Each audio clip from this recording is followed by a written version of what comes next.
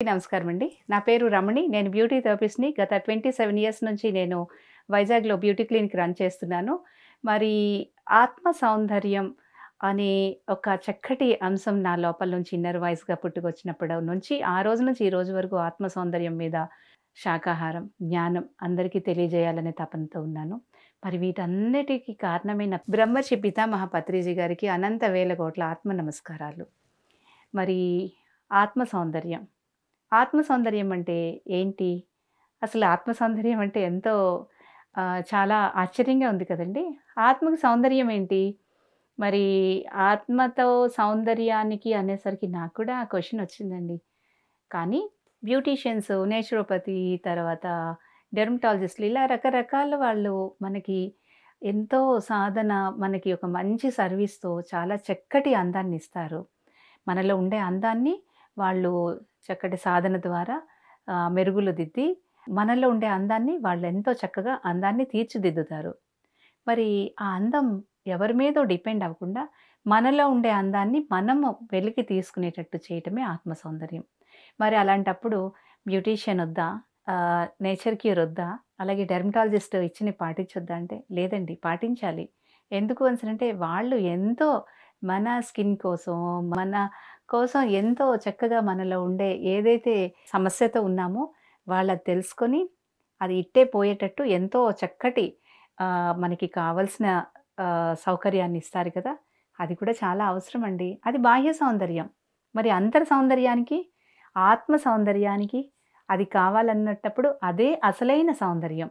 మరి ఇది బాహ్య సౌందర్యానికి మరి నేను ఒక బ్యూటీ థెరపిస్ట్‌గా నా క్లయింట్స్‌కి ఎంతోమందికి ఎంతో సర్వీస్ చేస్తూ చక్కటి రకరకాల హెయిర్ ట్రీట్మెంట్స్ డాండ్రఫ్ అని, స్కిన్ ట్రీట్మెంట్ అని, అలాగే యాక్ని, పిగ్మెంటేషన్ ఇలా రకరకాల ట్రీట్మెంట్స్ చేస్తూ మరి అదే ఆహ్, నేను బ్యూటీ థెరపిస్ట్ అయినా, సేమ్ స్టాఫ్ నా దగ్గర ఉండే స్టాఫ్ వాళ్ళే అయినా, సేమ్ క్లయింట్స్ అయినా ఒక్కొక్కసారి ఆ సమస్యకి పరిష్కారం దొరుకుతుండేది కాదు.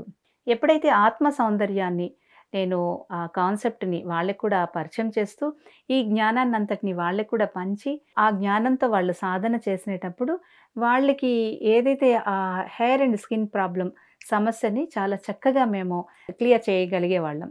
అయితే ఒకటే నా దగ్గర కాన్సెప్ట్ ఏంటంటే, ఒక ట్రీట్మెంట్ కోసం మళ్ళా అదే క్లయింట్ రాకూడదు. మరలా వచ్చే క్లయింట్ దేనికోసం రావాలి అంటే, రెగ్యులర్‌గా ఫేషియల్ మెయింటెనెన్స్ కోసం రావాలి గానీ, ఒక ట్రీట్మెంట్ కోసం ఒకసారి వచ్చిన తర్వాత మరలా రాకూడదు అనే కాన్సెప్ట్. ఆత్మ సౌందర్యాన్ని పాటించాలి కదా! ఆత్మ సౌందర్యాన్ని పాటించాలంటే, మరి గత ఎపిసోడ్స్‌లో మనం ఆల్రెడీ చెప్పుకున్న ఎపిసోడ్స్‌లో ఆత్మ సౌందర్యం అంటే ఏంటి? ఆ కాన్సెప్ట్స్ ఏంటి? ఒక స్కిన్‌కి గానీ, హెయిర్‌కి గానీ రకరకాల ప్రొడక్ట్స్ ఇస్తాము. Beauty products. ఆ బ్యూటీ ప్రొడక్ట్స్‌తో మనకి అది అప్లై చేస్తే మనకి ఎలాగ క్యూర్ అవుతుందో, అలాగే ఆత్మ సౌందర్యానికి కూడా కొన్ని కాన్సెప్ట్స్ మనము ఆ కాన్సెప్ట్స్ ద్వారా వాళ్ళది రెగ్యులర్‌గా సాధన చేస్తే చక్కగా అందాన్ని మనం తెచ్చుకోవచ్చు అని చెప్పుకున్నాము. మరి కాన్సెప్ట్స్ ఏంటి ఇవన్నీ మనం సాధన చేయాలి అంటే చాలా మా వల్ల కాదు, మాకు కుదరదు అని అనుకుంటాం కదా! అలాంటప్పుడు మనం ఏంటంటే 8:3 టెక్నిక్ కూడా చెప్పుకున్నాం. టైంని ఎలాగ మనం పాటించాలి, మన వృత్తికి ఎంత టైం ఇవ్వాలి, ఫ్యామిలీకి ఎంత టైం ఇవ్వాలి, మన కోసం మన టైం ఎంత వెచ్చించాలి. మరి ఈ టైంని మనం ఇలా పాటించినేటప్పుడు మరి ఏంటేంటి మనకి సాధన ఏం చేయాలి అని కూడా అనుకున్నాం కదా! ఆ సాధన ఏమనుకున్నాము? మనసుకి పెట్టే ఫుడ్డేంటి? తర్వాత బుద్ధికి పెట్టే ఫుడ్డేంటి? శరీరానికి పెట్టే ఫుడ్డేంటి? అలాగే సోల్‌కి పెట్టే ఫుడ్డేంటి? మరి ఈ బాడీ, మైండ్, సోల్, ఇంటెలెక్చువల్‌కి కావాల్సిన ఫుడ్‌ని మనం కరెక్ట్‌గా పెట్టినట్టయితే ప్రతి ఒక్కళ్ళు వాళ్ళలో ఉండే ఇన్నర్ క్వాలిటీ అంతా బయటికి వచ్చి ఎప్పుడైతే ఇన్నర్ క్వాలిటీ బయటికి వస్తుందో, ఆ క్వాలిటీ వల్ల వాళ్ళు చక్కటి ఆత్మ సౌందర్యానికి దగ్గరవుతారు. మరి అది ఆత్మ సౌందర్యంతో ఎప్పుడైతే ఉంటారో వాళ్ళు ఎంతో ఆనందంగా, అందంగా, ఆనందంగా, ఆకర్షణీయంగా ఉంటారని చెప్పేసి ఆ ఎపిసోడ్‌లో కూడా మనం చెప్పుకున్నాం. అందం, ఆనందం, ఆకర్షణ అనే ఎపిసోడ్‌లో. మరి ఈరోజు మరి ఇవన్నీ పాటిస్తే ఒక ఒక ఆడవాళ్ళు గాని, మగవాళ్ళు గాని దేవీ దేవతల్లాగా దివ్య సౌందర్యాన్ని మనం సొంతం చేసుకోవచ్చు గదండీ! ఇవన్నీ సాధన చేస్తే దివ్య సౌందర్యం, డివైన్ బ్యూటీ ప్రతి ఒక్క స్త్రీ ఒక ఎంతో అద్భుతమైన అందాన్ని కలిగి ఉంటారు. తర్వాత ప్రతి ఒక్క పురుషుడు కూడా ఎంతో అద్భుతమైన అంటే లక్ష్మీ నారాయణలాగా దివి నుండి భువికి దిగి వస్తున్నారా అన్నంతలాగా ఉండాలి అంటే మరి మనం ఇవన్నీ పాటించాల్సిందే. ఇవన్నీ పాటించాల్సిందే అంటే ఏం చేయాలి అంటే ధ్యానం. ధ్యానం కంపల్సరీగా చేయాల్సిందే. ప్రతి ఒక్కళ్ళు ధ్యానం చేయాలి. ఆ ధ్యానం ఎలా చేయాలనేది కూడా మనము గత ఎపిసోడ్‌లో తెలుసుకున్నాం. మరి ఇప్పుడు డివైన్ బ్యూటీ, దివ్య సౌందర్యం. మరి దివ్య సౌందర్యం అంటే అమ్మవారి యొక్క స్థితి లక్షణాలను మనం తెలుసుకొని వాటిని ఆచరించినట్టు చేయాలి.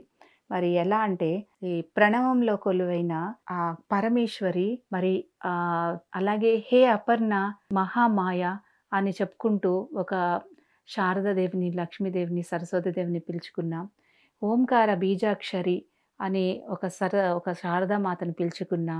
తర్వాత ఇలాగ రకరకాల అమ్మవార్లందరినీ కూడా మనం కొలుచుకుంటాము. ఎందుకంటే ఆమె యొక్క శక్తి మనకు కావాలి. ఆమె మనతో ఉండాలి. మనతో ఎప్పుడైతే కొలువై ఉంటుందో ఆ యొక్క శక్తితో మనం ఎంతో ఆనందంగా, ఎంతో ఐశ్వర్యవంతంగా, ఎంతో చక్కటి ఇక అద్భుతాల్ని మనం చూడొచ్చు అని చెప్పి అమ్మవారిని మనం కొలుచుకుంటాం. అమ్మవారిని కొలుచుకోవడమే కాదండి, అమ్మవారి లక్షణాలు మనం తెలుసుకోవాలి. అమ్మవారి లక్షణాలు ఏంటి?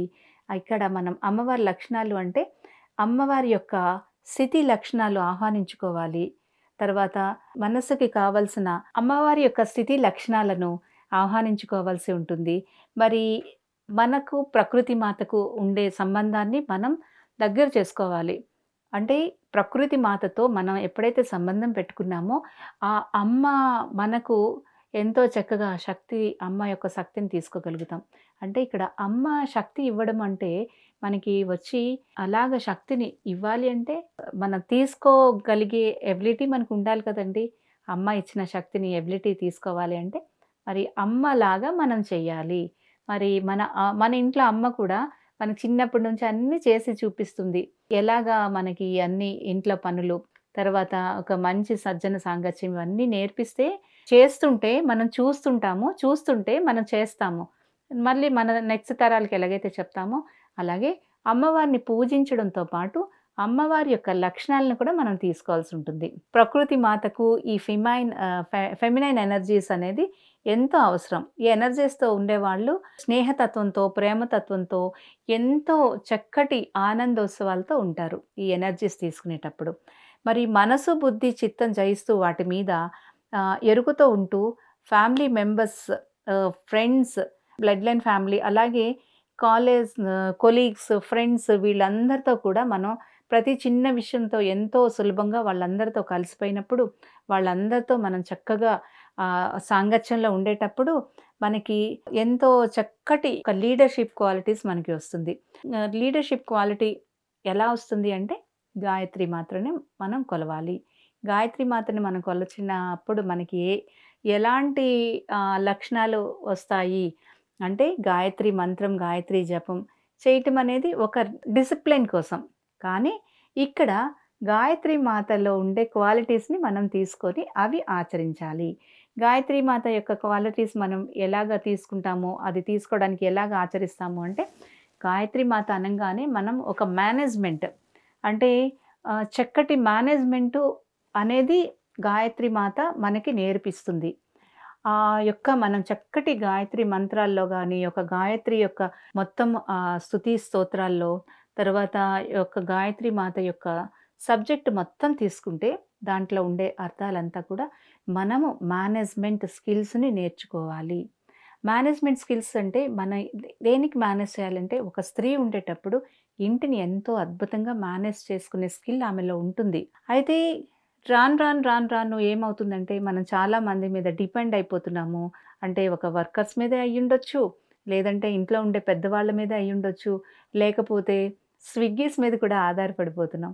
అలాంటివి కాకుండా ఒక స్త్రీ చక్కగా వాళ్ళ వంటగదిలో మేనేజ్ చేస్తే, ఆమె ఒక పెద్ద ఆర్గనైజేషన్‌లో మేనేజ్ చేసినంత స్కిల్ మన వంటగదిలోనే ఉంటుంది అని అంతా దేవీ దేవతలందరూ చెప్తారు. అందుకని వంటని ఎంతో పవిత్రంగా చేయాలి. వంట చేస్తునేటప్పుడు ఎంతో పవిత్రంగా మనము ఆ యొక్క ఫుడ్‌ని మనము తీసుకోవాలి అని చెప్పేసి మన బ్రహ్మర్షి పితామహ ఎప్పుడూ చెప్తుంటారు.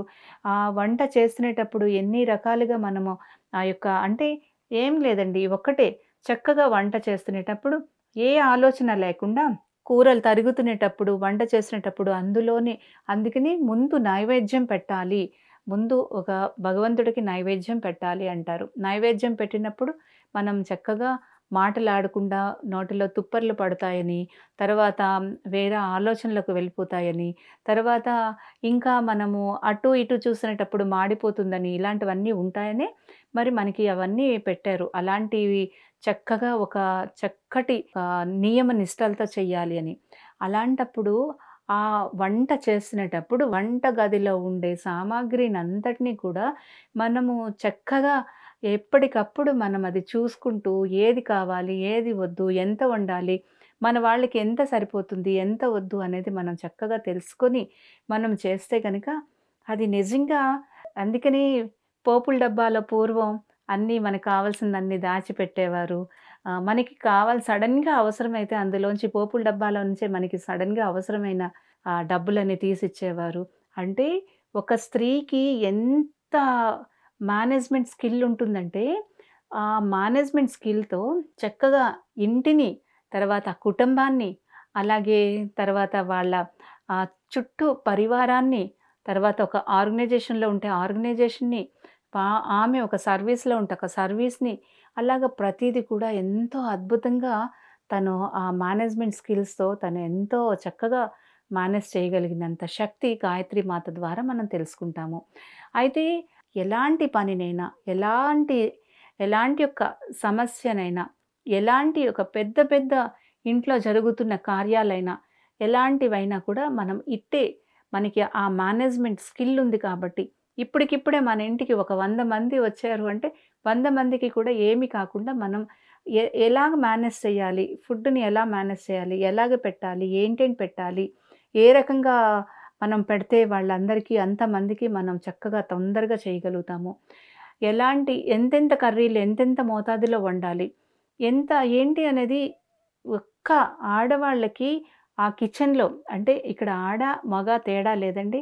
మగవాళ్ళైనా, ఆడవాళ్ళైనా సరే ఆ కిచెన్‌లో మనం ఉండి, ఆ కిచెన్‌లో ఉండేదంతా కూడా అక్కడ ఉండే జ్ఞానాన్ని మనం తెలుసుకుంటే, మనం ఒక పెద్ద రాజకీయ నాయకులైతే గనక ఒక చాలా పెద్ద అక్కడ ఉండే సచివాలయంలో కానీ లేకపోతే ఒక చాలా పెద్ద వాటిల్లో మనం ఎంతో హ్యాపీగా మేనేజ్ చేసి, చక్కగా మనము ఏ సమస్యలు లేకుండా అందరికీ అందుబాటులో ఉండేటట్టు మనం చేసుకునేంత శక్తి, స్కిల్లు వస్తుంది. కాబట్టి ప్రతి ఒక్కళ్ళు చెప్పుకుంటారేంటంటే, గాయత్రి మాతని పూజించాలి, గాయత్రి మంత్రాన్ని పఠించాలి, గాయత్రి యొక్క ఒక శక్తిని మనం తీసుకోవాలి.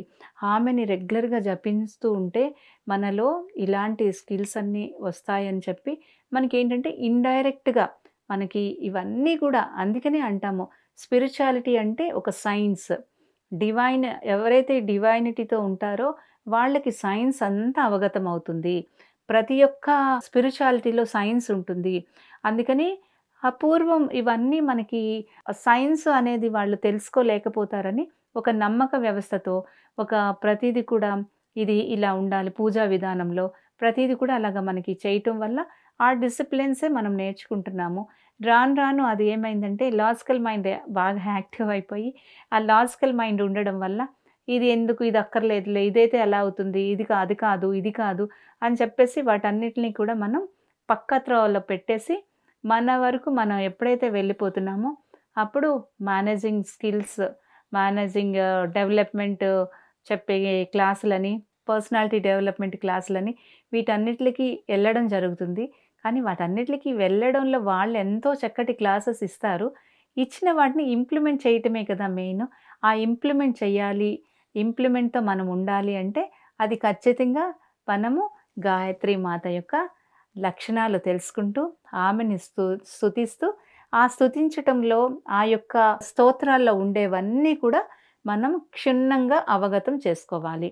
అవగతం చేసుకునేటప్పుడు ఖచ్చితంగా మనం ఈ గాయత్రి మాత యొక్క చక్కటి ఎనర్జీని తీసుకుంటామండి. ఆ శక్తిని తీసుకుంటాం.